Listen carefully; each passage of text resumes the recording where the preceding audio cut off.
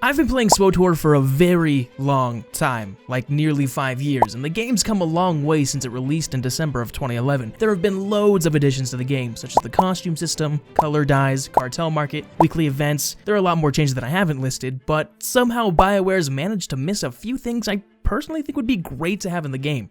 Now, before I go listing off a few of those things, I want to note that the features I talk about are purely based off of my opinion and only reflect my specific taste. That being said, here are 5 things I'd like to see in SWTOR.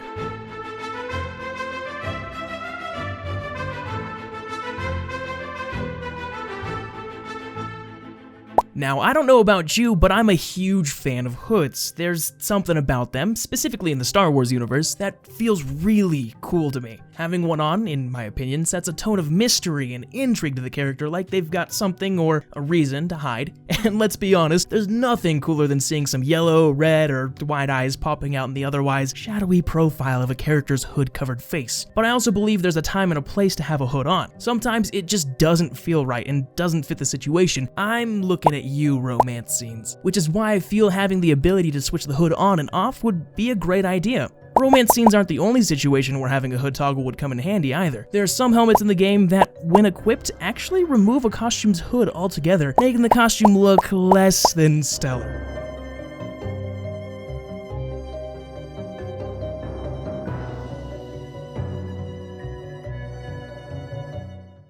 I'm hoping I'm not alone here, but another thing I'd love to have in the game is the ability to add weapons to the costume slots. As it stands, you're stuck using whatever lightsaber or blaster is best for you, which isn't a terrible thing, but sometimes your weapon just doesn't match the costume you're wearing. BioWare's answer to this is what we call adaptable gear, which is gear that you can put modifications into in order to enhance its relevance. However, there are some instances where a weapon you find just happens to be specifically better than what you've got equipped, and it doesn't have mods you can remove from it. There are also those times when you run into that weapon at max level and there are no mods available to purchase that are better than the weapon you've found. I've run into this situation far too many times, and I usually find myself just using whatever looks good for my character instead of using what's actually best for him. Is that BioWare's fault? Absolutely not. Sometimes you've just gotta make that sacrifice, but seeing as how customization is such an important thing to me, I'd love nothing more than to have my weapons look the way I want while having the benefits of the weapon I've found.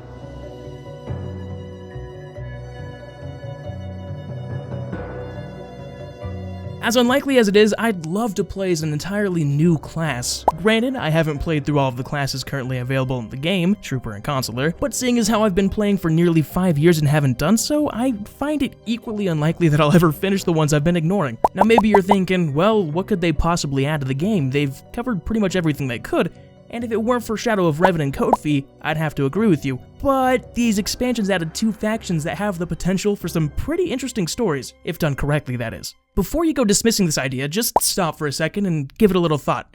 Thanks to these 2 expansions, we have the Revanites and Zakul Knights. Now, I'm no writing expert. Trust me, you should see the script for this video. It's a little late to the party, so bear with me here. Imagine starting out on Droman Kos or Coruscant as a fresh new Revanite. I know you only ever see the Revanites on Droman Kos before the expansion, but for the sake of covering both factions, we'll act as if they're on both. Just as most of the stories would have it, you're a particularly special recruit, as your connection to the Force is a lot stronger than most of the others. Most of the story could be about communing with the Force and mastering both sides, rather than having a specific affinity with either light or dark, and moving up in the ranks until you reach second in command. By the class story's end, your character has come to realize that this version of Revan isn't in his right mind, so you separate yourself from the Revanites and temporarily join either the Empire or Republic, depending which starting planet you arrive on, in order to defeat him during the Shadow of Revan expansion. Call me crazy, but I've played through the Sith Warrior and Jedi Knight class stories about 5 times each. I really like those stories. Wouldn't it be awesome if we didn't have to make alternate characters to go back through the stories we already enjoy? Sure, you could create a bunch of alternate characters if you want, but this way, if you don't like the choices you made with a character, you could relive those moments with the same tune and change some of the choices you didn't like all that much. It can even give you the opportunity to try romancing a different character this time around. Now, say BioWare was kind enough, we would even have transport abilities for the class stories the second time we're playing through them. That way, the first time we play through, we get to explore the planets we're traveling to, but don't necessarily have to go through the same pain of walking all over the place on our second playthrough.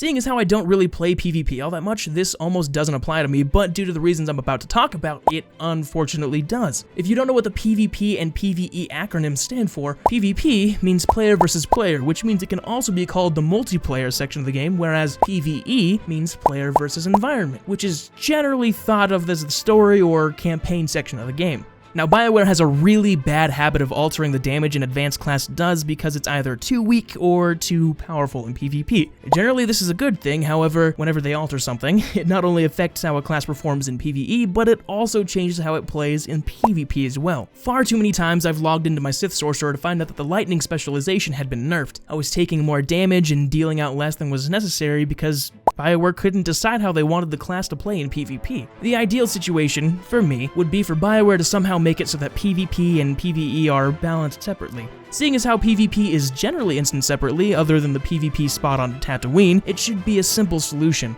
I don't know why, but BioWare just hasn't done this for some odd reason. Now, considering I'm not a game developer and don't really know much about being one, perhaps I'm just being incompetent to ask for this, but I feel like it'd make the classes far more accessible. But maybe that's just me. Anyway, that has been 5 things I'd like to see in SWTOR. If you guys liked the video and want to see more just like this one, leave a like and let me know in the comments section below. While you're at it, let me know some of the things you'd like to see added to SWTOR as well. I'm interested to see what you guys think of. Also, don't forget to subscribe to be notified when I upload another video of this variety. Thank you for watching this video, and I'll see you guys all in the next one.